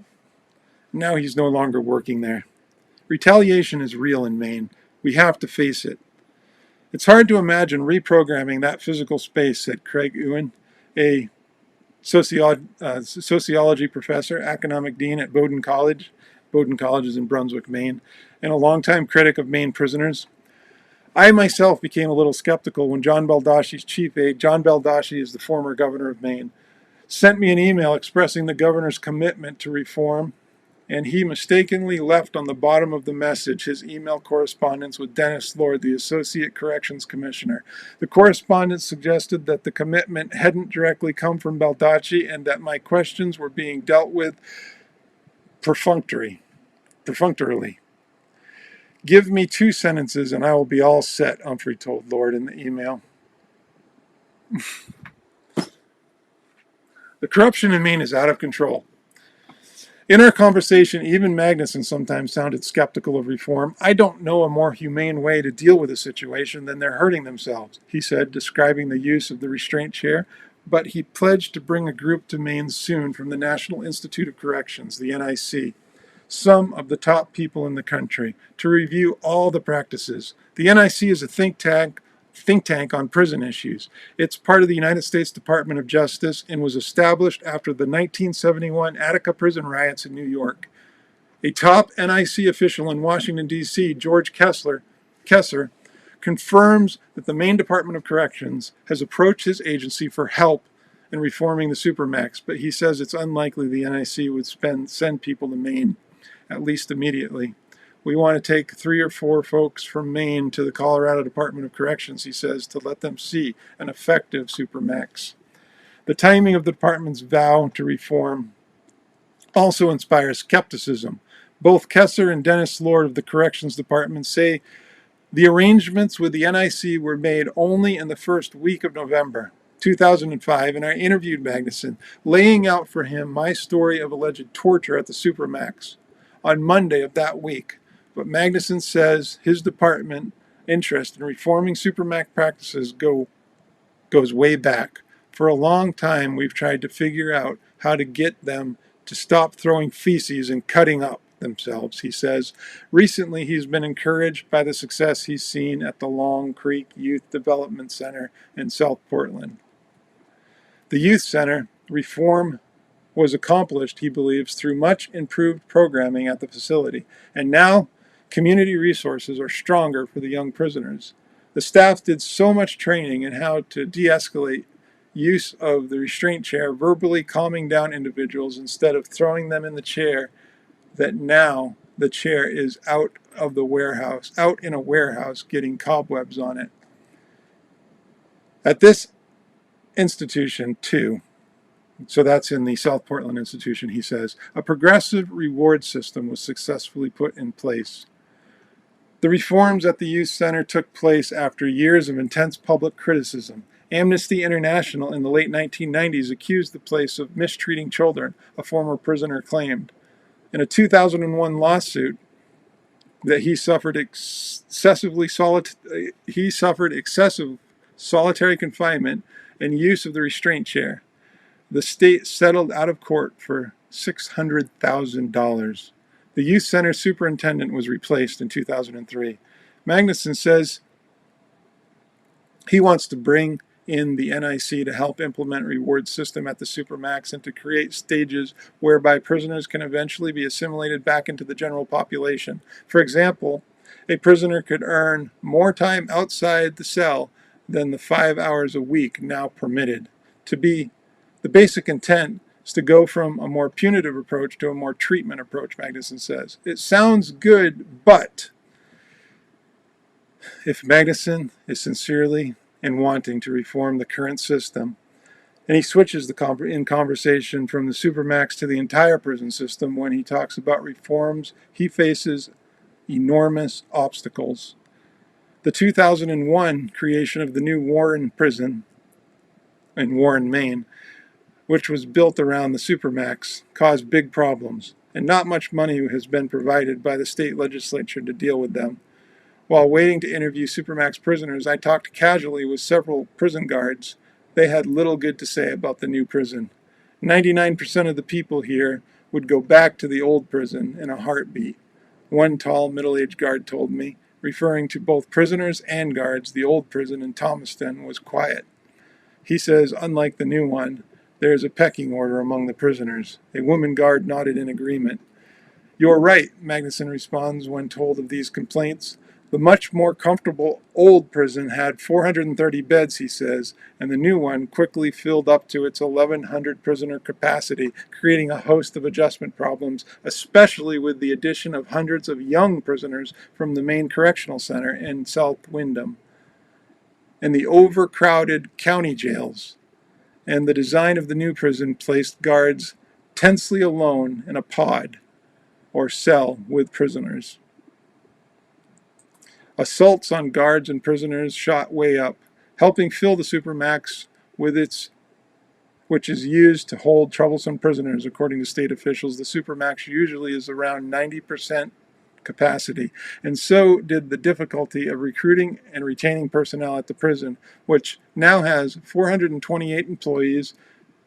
Magnuson noted that while there are 600 more adult prisoners in the correctional system than there were in 1995, there are 100 fewer staff. Right now, he is faced with mandatory overtime pay problems because he says he can't understaff the prison. The legislature and the governor have been stingy on funding prisons. The state prison budget has gone up in dollar figures, reflecting the increased numbers in the prison from 21 million in 1998 to 32 million in 2004. The total corrections budget is 132 million this year, but Magnuson has been unable to hire more permanent staff for a long time, he says. According to a printout he provided, it has been about 4 years. He says the reforms he will undertake will not involve significant expenses. Maine has the second lowest crime rate in the nation, and the rate has been declining, as is happening nationally. The state also has the lowest incarceration rate. On the flip side, prison populations that have been shooting up for years both in Maine and across the nation. Magnuson says he never saw this coming. The huge increases in Maine's prison population and the resulting strains, including overcrowding, is just about every facility. The incarceration rate in the state has more than doubled in the past 25 years. For the population increase, Magnuson largely blames mid-1990s changes to the sentencing laws and district attorneys who got plea bargains that sent prisoners to the state prison instead of the congested county jails. The problem runs deep. The obstacles to the prison reform are hardly Maine-specific. Most profoundly, they lie in the human psyche on the battleground between revenge and forgiveness, between hope and pessimism. Global opinion condemns the U.S. for capital punishment, and I agree with that. The nation's highest in the world incarceration rate and it's supermaxes.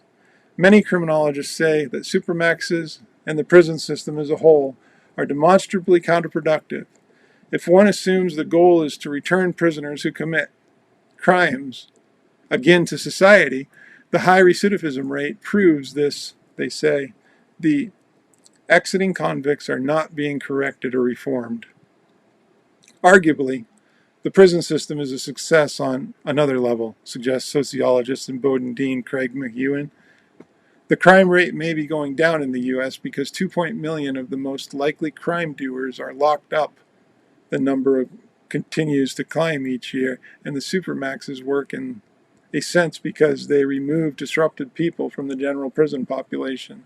But most citizens would prefer that the 90% of prisoners coming out of the prison don't continue their criminal activity. And there's a strong line of evidence and argument that punitive responses are not likely to be effective as deterrents to the bad actions of prisoners or released prisoners, McEwen says. Another penal expert in Maine concurs, and he has more than academic expertise with the prison system. Peter Lehman, who has a doctorate in sociology and who formerly taught criminology at the University of Southern Maine, is himself on probation after spending 5 years at the former Maine State Prison in Thomaston and the nearby prison farm. Lehman was convicted in 1998 of taking sexual photos of 4 girls aged 12 to 15 and having sex with a 15-year-old. Talking with Lehman on the phone, I am struck by his extraordinary combination of practical and scholarly insight. I suggest we meet, which we do in an Augusta coffee shop.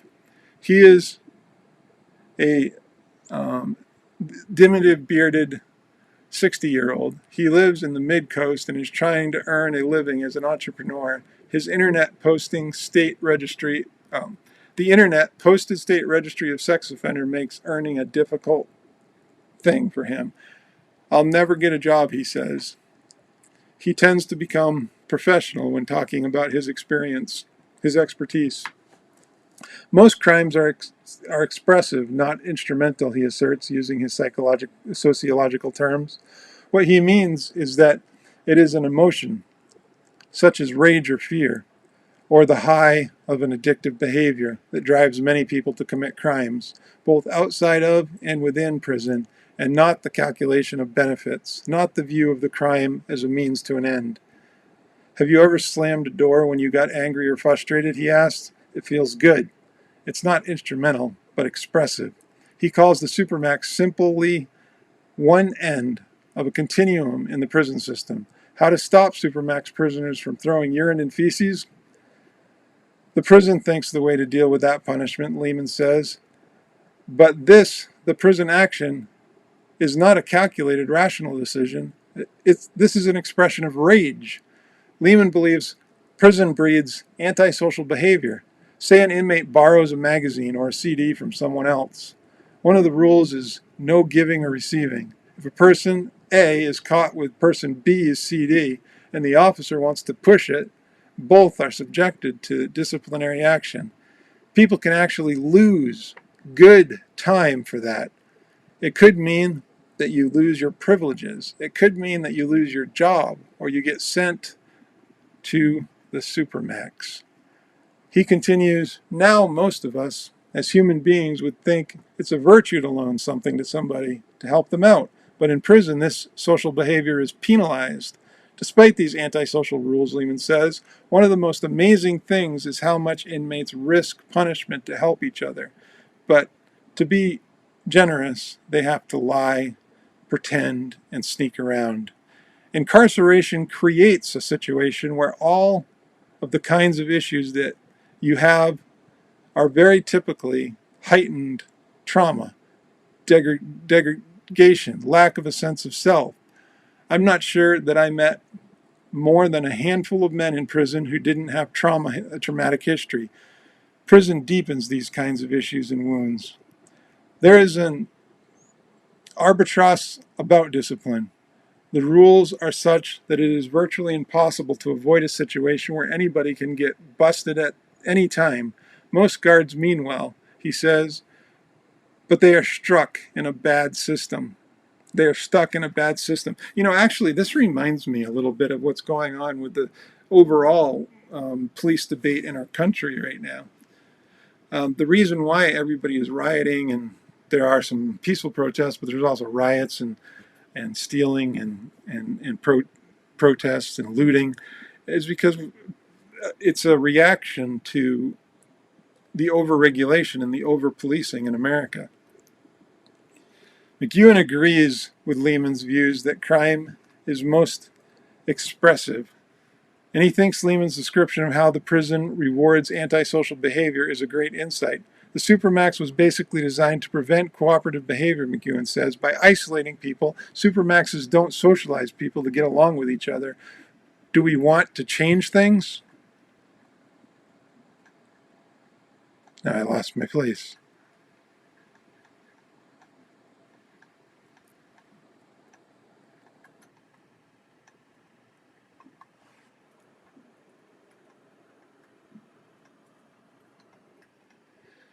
The more cynical prisoners and civilians will tell you, the prison industry is a big business that thrives on crime, recidivism, and severe counterproductive punishment, as evidenced by the enormous prison building boom in the past 20 years, by the growth of large private prison corporations nationally. There are no private prisons in Maine, and by strong guard unions that contribute to political campaign treasuries, there are many salaries and careers tied up in the caretaking of prisoners. Recidivism is money in the bank for the industry. Supermax prison Dean Brown tells me. Even the less cynical among political observers would tend to place government correction budgets, like the budgets for the mentally ill, far down the fundraising ladder. And everyone to whom I asked the question agreed prisons are dumping grounds for the mentally ill. That's true of every correctional system, says Dennis Lord, the Associate Corrections Commissioner. Some estimates of the recidivism of mentally ill prisoners are as high as 80%. The State Corrections Department estimates that 85% of prisoners in its system have mental illness or substance abuse problems. Lord says that 40% of these state prisoners captives on a psychological drug. Absolutely disgusting. She also says Maine has a greater percentage of mentally ill prisoners than any other state. In chorus, both Commissioner Magnuson and Lord empathetically say they want to put more mentally ill prisoners into mental health facilities, but there is no room for them because the beds at these facilities are full. So they take mentally ill people and they put them in Supermax prisons. Does that make any sense?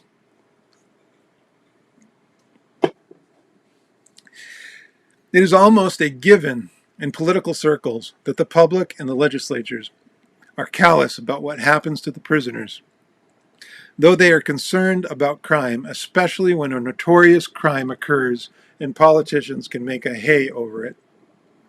Society is ignorant of this stuff because they don't want to hear about it, says Chuck, a Supermax prisoner I interviewed about prison abuse. They don't realize this stuff is hurting them too. The majority in here are getting out. Most of the time they're worse off than they were when they came in, and they create more harm. They learn to hate, he adds. While being punished, it would be good to learn a skill, he says. Lamani says that the last time he was out of prison, he and his girlfriend had a 1,300 a day cocaine habit that needed to be fed. And for many addicts, the only way to do it is to steal. Bowdoin sociologist Craig McEwen comments on the politicization of crime, fed by the media. We demonize certain types of criminal activity, reinforcing the notion that more punishment is better. The language of toughness on crime. It's politically profitable. In analyzing tough on crime attitudes, both Dr. McEwen and Lehman speak of moral panics, which, according to one dictionary definition, is a mass movement based on the false and exaggerated perception that some individual or group is dangerously deviant and poses a menace to society. Moral panics are generally fueled by media coverage on social issues. The relationship of legislation to moral panic is very close, McEwen says. In the sociological community, there is a good deal of agreement on the political moments that builds from one or two well-publicized cases. Momentum. He mentions the first President Bush's notorious William Horton TV ad from the 1988 presidential campaign, William Horton TV campaign ad, that drove many state legislatures to wipe out paroles for convicts. Note, Al Gore first raised the Willie Horton issue in the Democratic primary after one little boy was raped and mutilated in Washington state's insinuated sex offender registries. Even the Department of Corrections seems to agree, at least in part, with the moral panic problem. Both Magnuson and Lord expressed concern about legislatures in the coming session leading a charge to invent new crimes or establish tougher penalties for crimes arising. For example, from a trucker involved in a fatal accident while driving after license suspension, or from national news about identity theft or methamphetamine manufacturing. But lack of concern may be a bigger obstacle to prison reform than panic is. Senator Bill Diamond, the Democrat from Windham, who is chair of the Criminal Justice and Public Safety Committee, which oversees the state correctional system, has not had any problems expressed to him about mentally ill prisoners in the Supermax. He says in a phone interview, "There is a problem with funding, however. For the prison," he says, "the legislature required an extra $1.5 million cut in the corrections budget in the last session," he explains, "and I suspect there are funding deficiencies in all the areas his party controls in the legislature." Diamond, who has worked as a lobbyist for the Ethan School, the Poland Spring facility that puts troubled young people through the controversial therapy it was investigated by the state in 2002 for alleged abuse of its clients, agrees that there is not a lot of support from the public for prison funding. People have other priorities such as, at the moment, he says, how to heat their homes when fuel oil prices are sky high. He did not seem terribly interested in the subject of Supermax abuse. So what's the solution to the problem? There are a lot of things critics of the correctional system, including Commissioner Magnuson, say could be done to end what some people see as abuse or torture at the Supermax. You know, I'm not going to read this section because the problem here is that none of those abuses have ever been implemented. So what's the point in even reading that? It doesn't make any sense. Let's look at some of the comments as I was reading that. Yeah, brutal torture. Yeah, that was definitely described in that article. This is not just in Maine. I totally agree with you there. Makes me ashamed to be from Maine. Yeah, I don't know if I'm ashamed. Well, I'm ashamed not to be from Maine. I love Maine. I think Maine is one of the best places in the world. One of the most beautiful states. I think Maine is got one of the best coastlines. The mountains of Maine are amazing. So I'm not ashamed to be from Maine, but I'm ashamed of the crazy corruption in our government. It is out of control. And I think that when you look at what that article was saying, and you see that none of those reforms, well, we didn't get into the reforms, but none of that has really happened, that makes me ashamed. It makes me ashamed that we have corruption in Maine, and it's blatant, in-your-face corruption.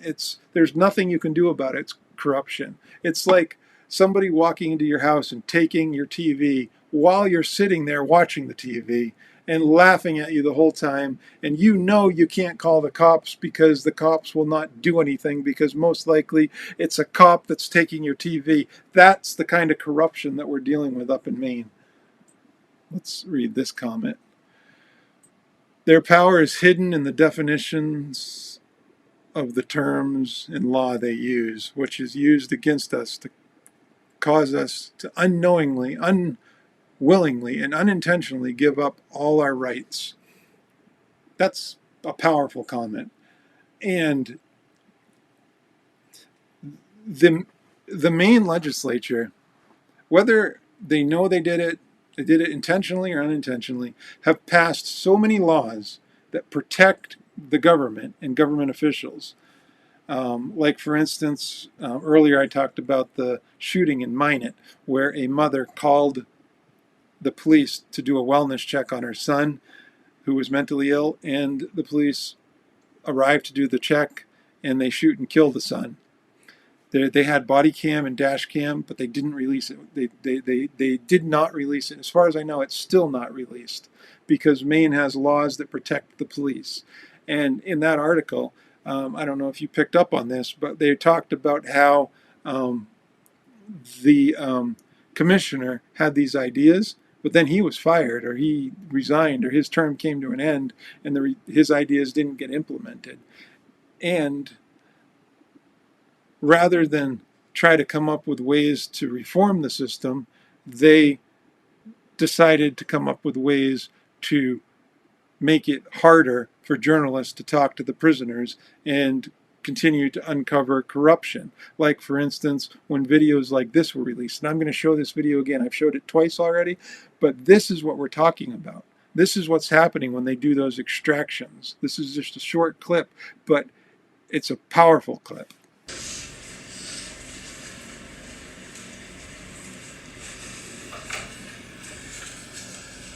Hey, watch my f***ing arm. I don't need you to touch my f***ing head. Slosher. Get off my f***ing head. I don't know if you makes me off my head. Don't get off my head, Captain. Knock it off.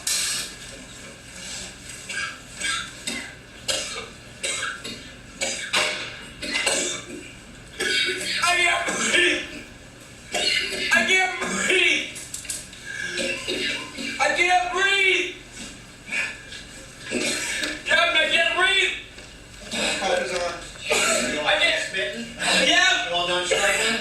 You all done playing games? Yeah, I can't breathe. Huh? You all done playing games? Yeah. Tell me. Do we know you're all done playing games? I'm done. I'm done. Huh? I'm done. You done making demands? Yes. You gonna let this go the way we're supposed to let it go? Yeah. Huh? Yes. How is that anything other than torture? They have guards surrounding him. He's completely restrained. He's tied up in the chair. They have guards holding his head, guards holding his arms. And because he's just acting a little unruly, the Sergeant Welch, or the guard Welch, that was his last name, he takes this powerful can of mace that you're supposed to only apply to people from a 20-foot distance. It's designed to spray over like riots and social disrest in prisons, or in prisons. And within a few feet of his face, he sprays it, and his face goes from white to just orange right away. And that mace gets into his eyes, up his nose, way up his nose, and his mouth and his ears. And rather than help him, you don't see it in the video, but they actually ended up putting a spit mask over him because they claimed that he was spitting at them. So they put a spit mask over him, and they trap all that stuff, all that mace inside there, and they don't offer him assistance. The guard paces back and forth and starts taunting him with these weird words like, "You done?" And what's the familiar? I mean, he starts yelling, "I can't breathe! I can't breathe!" And you can hear him. He can't breathe. He's like, this is what's happening. How is that anything other than torture? And then, of course, in the first article that we read, that exact same thing played out so many times. And unfortunately, the inmates did not survive. They died. They died.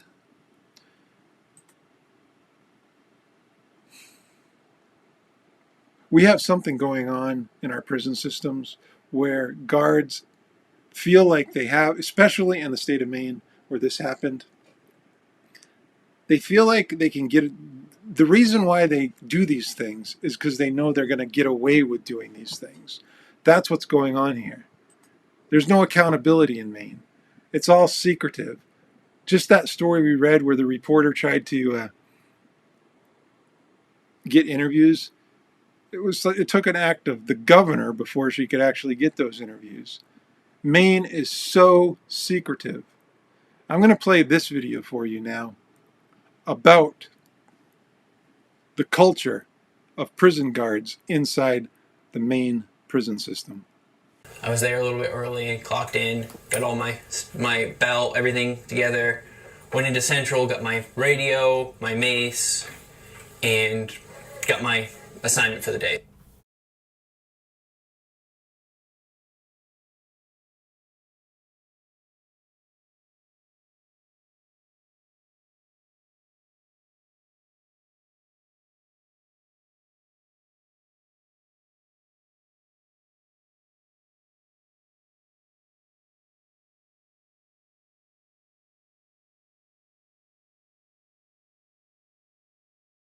So about hour, maybe not even that long, into my shift, I got a call on the phone and said someone was going to be coming in to relieve me. Sergeant Cox needed me for something.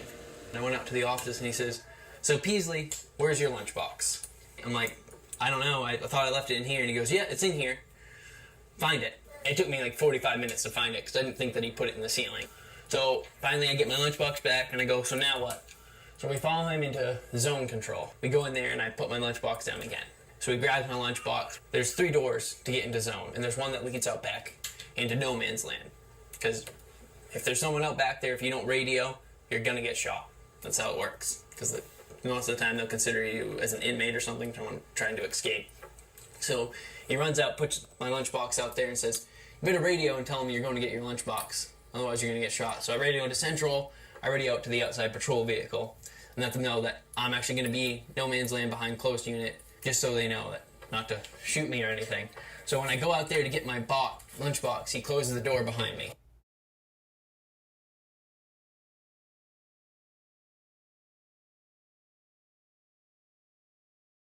At this point, I'm starting to walk back around and I hear over the radio, "I need your assistance." And I said, "Well, I can't. I'm locked out back. Sergeant Cox won't let me back in the building." And at that point, I hear over the radio, people start saying, "No one likes a snitch. Snitch, snitch."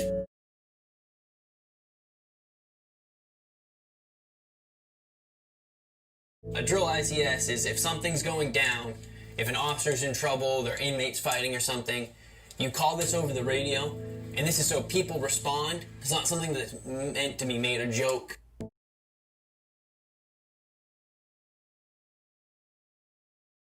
When I start to look down it and read it, like I said, "I'm not reading this." And someone from beside me took out a Fox can, which is pepper spray. He said, "If you don't read it, I'm going to spray you." And the note says, "I'm a green gumdrop. I only eat red gumdrops. I've always dreamed of being a sugar plum fairy princess." And then the last line, which is what Sergeant Cox wrote, "From this day forward and forever on, I will refer to Sergeant Cox as my overlord daddy. I am owned." And I go back out into the hall. So that's what's going on inside the Maine prison system culture. And then we expect it to be different. These people are, I'm just going to finish this video because I stopped it prematurely, but these people are out of control. They're out of control. They have this hazing culture inside the prison system. Everyone at this point is gathering around. There's at least, 15 staff involved at this point, because I had people from medium unit when I called the ICS who thought it was real.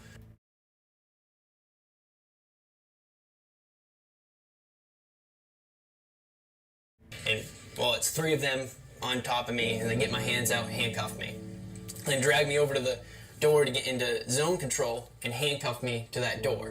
They didn't put them on tight enough, so I had pretty small hands, so I was able to slip the cuff. And I'm going for the second one, and when they notice that, they come back over and handcuff me in front and actually tighten them up. And I said, "Can you guys please let me out?" And they wouldn't let me. While I was handcuffed on the ground, Sergeant had come up with a Fox cannon, put it in my face, and said, "Stop fighting." That was pretty much the end of the day. So I finished out my shift and went home.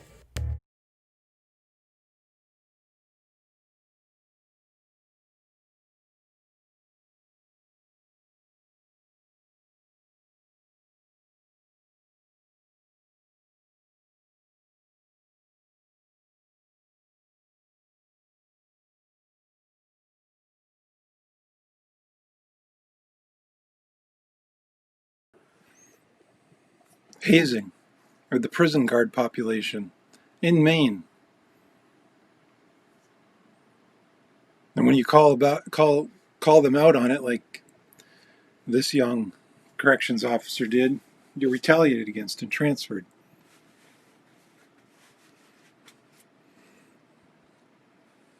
Hopefully he got transferred to a much better position. Maybe he's in a patrol car now or something. But that's the culture we're dealing with up in Maine. That's the culture. I think that we have a really good idea that prisoners are being tortured in Maine, supermax. The reforms that they talk about, that they're not being implemented. The idea is that Maine is going to do something about this without pressure being put on them. That doesn't make any sense to me. Change only happens when corruption is exposed. And that's what I'm trying to do with this channel, with these podcasts, with the articles that I've written, with the social media posts that I put out there. I'm doing all this in my spare time. I still have to work. Like today, I have a little bit of a foggy brain right now. I've been trying to wake myself up with a little moxie. I woke up at 5 o'clock this morning. I went and worked a surveillance case in a very sweaty minivan all day. And then I'm coming here and I'm doing this podcast to try to help expose corruption in Maine.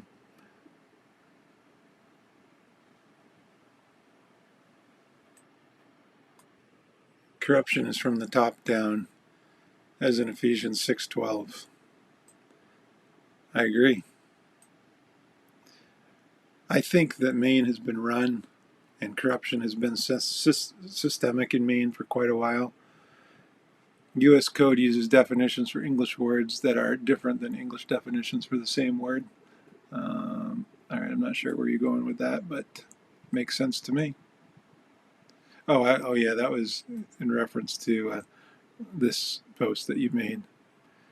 Power is hidden in the definitions of the terms in the law they use, which is used against the cause. Yeah, I agree.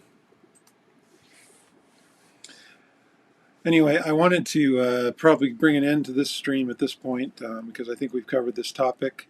There's no question that prisoners are being tortured in Maine prisons. We have the case, which I will remind you of right now, where a prisoner was tortured in York County with a taser. And then we have a case of a leaked video from the Maine Prison System of an inmate being tortured with pepper spray. I'll play a little portion of both videos. There are some alarming allegations out of York County tonight. A man who was jailed overnight at the York County Jail last year says he was repeatedly tortured by corrections officers with a taser. Good evening. I'm Pat Callahan. The man is now suing the county, the York County Sheriff, and the 3 officers involved. News Center Maine's Samantha York has been following the story. Joins us now with the details. I'm not going to play the whole thing, but you got the gist of what happened. He was tortured with a taser, where they just kept rubbing a taser back and forth on him. And then the other one was what I played a little bit ago. But I'm actually going to do one more podcast here in a second, but I'm going to close this one out and then I'm going to start a new one up because when it uploads to YouTube later, I do not want to, I want them to be separate videos. So I'm going to close this one out, but I would really appreciate it if you would check out my website, and if you know of anybody that is a lawyer or an insurance adjuster that could use a private investigator in the New England area, please let me know.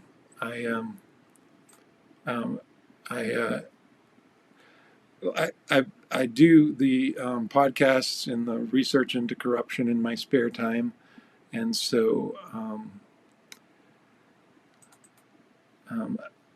I could really use the help.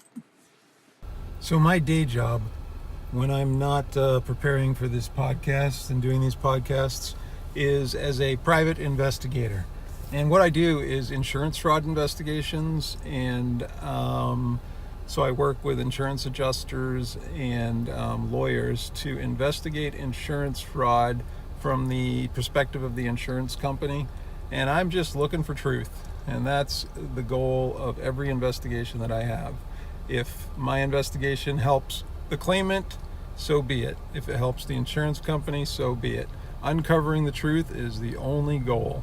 So I would greatly appreciate it if you know an insurance adjuster or a lawyer that does insurance claims, if you would just send me an email with their contact information so that I can reach out to them. That would be very helpful. As you know, preparing these podcasts and doing this research, I do in my spare time. I volunteer. I only make money from them if you buy a t-shirt or a mug or something from my merch store, and I make my income off my private investigation cases that I work. So it would be very helpful if you knew somebody you could recommend. And my email address is joshgray@nationalsi.com.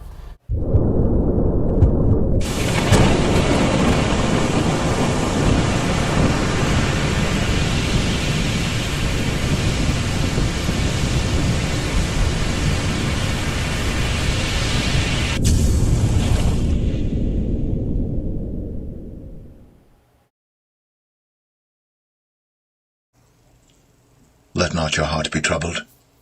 Ye believe in God, believe also in me. In my Father's house are many mansions. If it were not so, I would have told you. I go to prepare place for you.